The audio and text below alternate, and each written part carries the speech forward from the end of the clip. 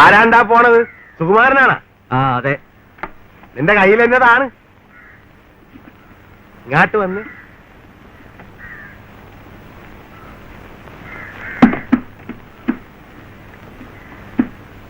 എന്നതാ ഉണ്ടായത്? മീൻ. ഇതെവിടെ കൊണ്ടുപോവുകയാണ്? ഇവിടെ കൊണ്ടുവന്നതാ. ഇവിടെ എന്നാത്തിന്? കറി വെക്കാൻ ഒന്നും കിട്ടിയില്ല.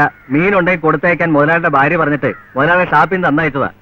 ഇത്രയും വലിയ മീനാ? മങ്കേ, ഞാൻ പൊക്കോട്ടെ? ഇല്ലടാ, ചോദിക്കട്ടെ. ഈ മീനിന് എന്നാ വില വരും? ആ, എനിക്കറിയാൻ മേല. എന്നാലും ഒരു ഉദ്ദേശം. ഒരു 45 രൂപയെങ്കിലും വരും. 45 തന്നെ കൂട്ട്.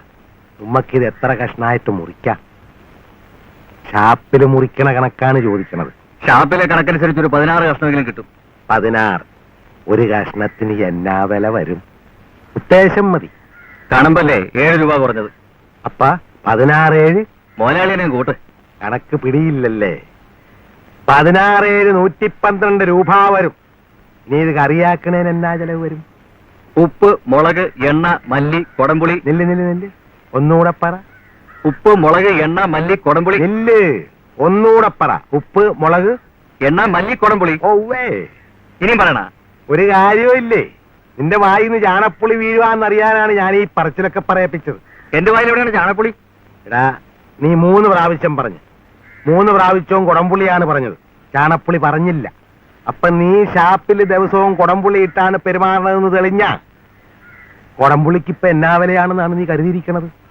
മീൻകറിയുടെ അകത്ത് ചാണപ്പുളി ഇട്ടാ പോരേടാ സൂക്കും മാരാ. കുടികാർ സമ്മതിക്കില്ല മുതലാളി. ഇപ്പോഴത്തെ കുടികാർക്ക് ഭയങ്കര വിപ്ലവം പോതാ.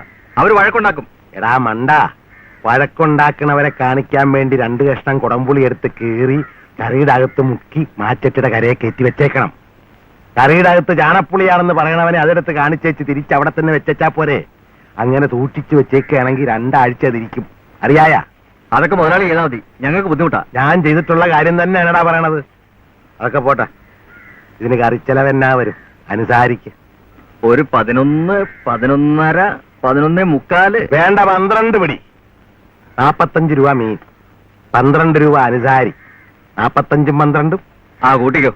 ആ കാര്യം വിട്ടുപോയി. 45ഉം 12ഉം 57. 16 കഷ്ണത്തിന് 112 രൂപ. 112ന് 57ഉം പോഹ. എന്നെ മുതലാളി, ഞാൻ പോക്കോട്ടെ? നീ വിഷമിക്കണ്ടാടാ, ഞാൻ കുറച്ചു തരായേ. 57ഉം പോഹ 55 രൂപ. 55 രൂപ ലാഭം, 57 രൂപ ചെലവ്. മൊത്തം 112 രൂപ. ഒരു നേരത്തെ ഊണിന്റെ കറിക്ക് 112 രൂപയ അമ്മാങ്കേ. ഇതൊക്കെ നോക്കിയിരുന്നാലേ കണമ്പ് കറിയും കൂട്ടി ഊണ് കഴിക്കാൻ പറ്റിയല്ല. ഞാനിപ്പോ എന്ത് ചെയ്യണം? ഇതിവിടെ കൊടുക്കണ കൊണ്ടുപോണ? നീ കൊണ്ടുപോയി ചാപ്പിലി കൊടു. മങ്കേ അങ്ങനെ മീന് കൂട്ടാണ്ട. കൊച്ചുവാവേ, കണമ്പ് കറി കൂട്ടിയിട്ടല്ല കാശുണ്ടാക്കിയത്, കണമ്പ് കറി വിറ്റിട്ടേണ്. ചെല്ല് കൊണ്ടക്കൊടു.